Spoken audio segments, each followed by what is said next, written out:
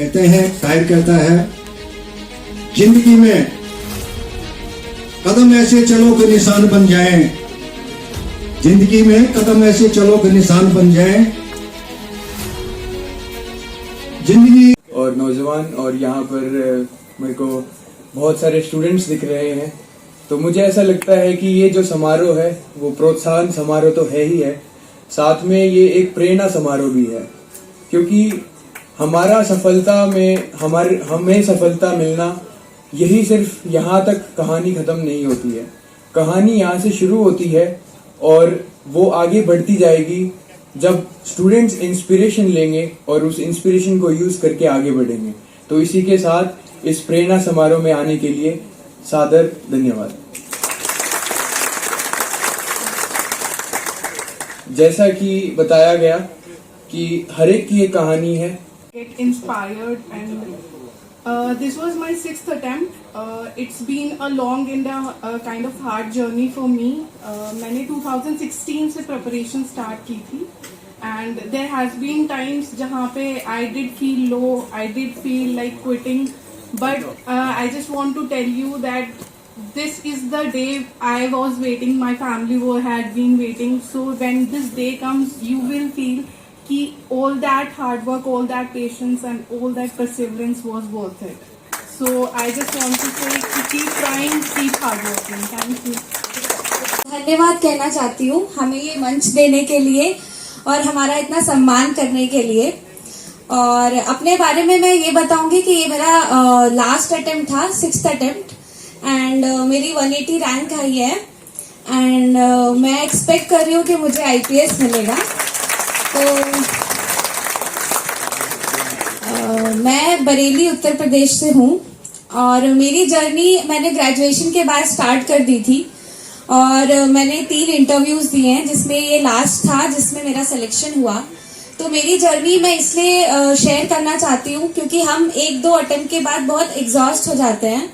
हमें लगता है कि शायद हम केपेबल नहीं हैं या सेकेंड अटेम्प्ट में इंटरव्यू दे दिया, वो बाई लक हो गया और अब नहीं हो रहा है। तो ऐसे बहुत सारे दिन आते हैं, आपको हर दूसरे-तीसरे दिन खुद पे सेल्फ डाउट आता है, but at the same time मुझे लगता है इम्पोर्टेंट ये है कि अगर आप लो फील कर रहे हो तो उस फीलिंग को एक्सेप्ट करो एंड एक्सेप्ट करके नेक्स्ट डे आपको उससे डील कैसे करना है वो स्टार्ट करो, क्योंकि ऐसा सबके साथ होता है। UPSC प्रिपरेशन ही नहीं, आप कुछ भी लाइफ में कर रहे हो तो आपको एक बार ऐसा मोमेंट आता है जब आपको लगता है कि मैं बहुत डाउन जा रहा हूँ या जा रही हूँ।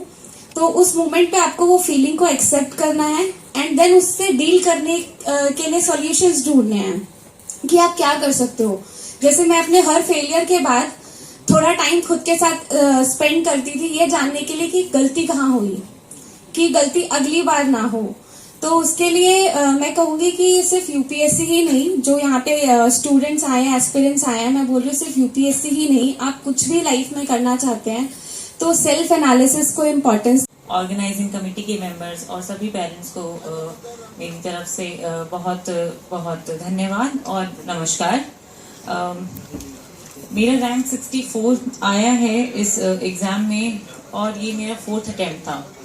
मैं सभी एस्पिरेंट्स के लिए एक मैसेज जरूर दूंगी कि देखिए UPSC एक फील्ड है करियर बनाने के लिए। आपका जिस क्षेत्र में इंटरेस्ट है उसमें करियर बनाइए।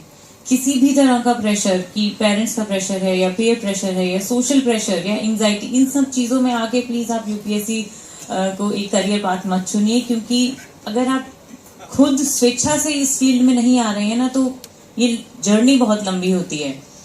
तो अगर आपका इंटरेस्ट नहीं है तो बीच में ब्रेक डाउन हो जाएगा। तो मैं एस्पिरेंट से दोबारा कहूंगी, जिस क्षेत्र में आपका इंटरेस्ट है उस क्षेत्र में एक्सेल कीजिए, इंजीनियरिंग कीजिए, डॉक्टर बनिए, कुछ जो इंटरेस्ट है आप उसमें कीजिए। पेरेंट्स को मैं यही कहूंगी कि जितना बच्चा पढ़ना चाहता है उसको उतना पढ़ने दीजिए, साथ दीजिए। मेरे मम्मी पापा ने मेरा इतना साथ दिया है। जब समाज ऐसे पूछता था कि मैं एक्चुअली पहले गवर्नमेंट जॉब में थी और मैं वहां से रिजाइन करके वापस तैयारी शुरू की थी मैंने। तो ये जो एक रिस्क, बहुत बड़ा रिस्क जो मैंने लिया था, इसमें मेरे फादर ने मेरे को 1% भी डाउट नहीं दिखाया। I remember one night I called him कि पापा मुझसे होगा नहीं अभी job and I want to resign.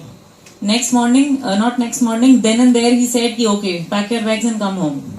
तो आप उस तरह का सपोर्ट दिखाइए, और उसी तरह का सपोर्ट चाहिए होता है इस जर्नी में, क्योंकि मेंटली बहुत चैलेंजिंग होती है ये जर्नी। तो to all the parents and all the aspirants I would again say, अगर आप तैयारी शुरू कर रहे हैं, परिश्रम करता है अनेक क्षेत्र में, अनेक फील्ड्स में, अनेक सब्जेक्ट्स में, अनेक इंटरेस्ट में, और उस परिश्रम से हमेशा कुछ ना कुछ सीखता है। अब ये बात है कि परिश्रम गलत डायरेक्शन में भी हो सकता है, लेकिन सीखता जरूर है।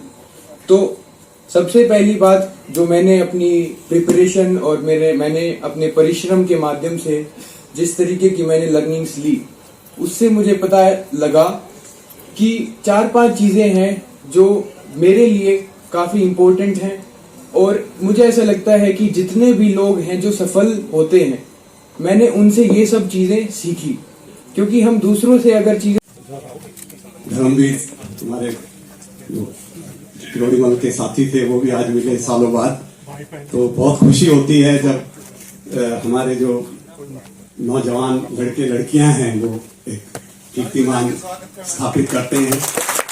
ऐसे मौके पर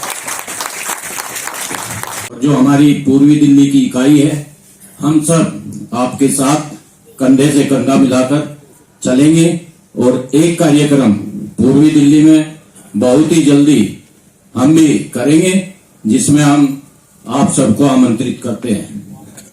हमारे क्षेत्र से बहन इशिता राठी, जिसकी रैंक 8 है, वो हम पश्चिमी उत्तर प्रदेश से आते हैं। वो पश्चिमी उत्तर प्रदेश में एक खुशी की लहर उनके नाम से दौड़ रही है।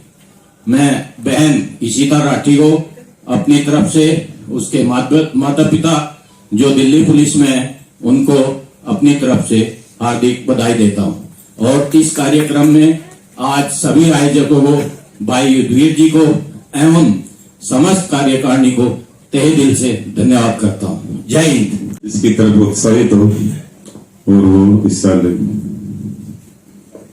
हमारे बच्चे मेहनत भी कर रहे हैं, आगे भी आ रहे हैं। धीरे धीरे हमारे समाज में एजुकेशन का प्रसार बढ़ रहा है, और हमारे बच्चे ज्यादा से ज्यादा यूपीएससी में ऊपर जा रहे हैं।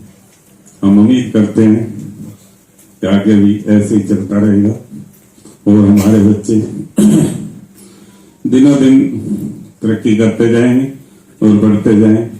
उसके साथ समाज का उत्थान होगा, देश का उत्थान होगा। जय हिंद। जन भक्त दाता या सूर, ना तो बंद रह जाए काहे गवाओ नूर। ऐसे हीरे बच्चे पैदा करें। हमारा समाज, हमारी कौम, कर्नल टॉड ने अपनी हिस्ट्री में लिखा था, सेकंड वर्ल्ड वॉर में जाटों की बटालियन के वो हेड थे, कि संसार में इनके मुकाबले की कोई कौम नहीं है।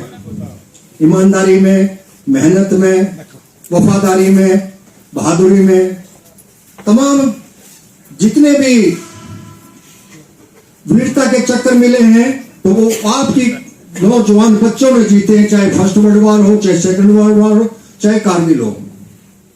स्पोर्ट्स में भी सबसे ज्यादा बच्चे आपके हैं, आप बधाई के पात्र हैं, और इसी कड़ी में हमें आगे बढ़ते रहना चाहिए। ये मैं सदन से प्रार्थना करता हूं कि जो बच्चा आगे बढ़ रहा है उसका हम आगे बढ़ाने की कोशिश करें।